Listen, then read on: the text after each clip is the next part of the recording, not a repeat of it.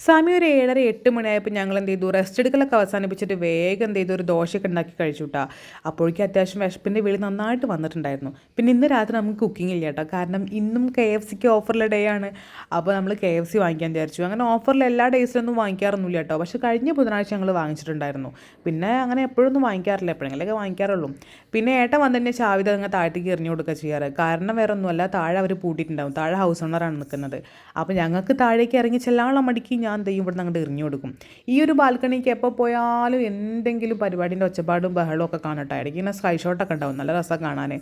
അച്ഛനെ കണ്ടു കഴിഞ്ഞാൽ പിന്നെ കല്യാണി ഇങ്ങനെയാട്ടാ, കല്യാണി വേഗം നാണം കാണിച്ചിട്ട് അകത്തേക്ക് ഓടിപ്പോവും. പറയുമ്പോൾ എന്നും ഈ ആളെ തന്നെയാണ് കാണുന്നത്, എന്നാൽ കൂടി ആൾ അങ്ങനെ തന്നെയാണ്.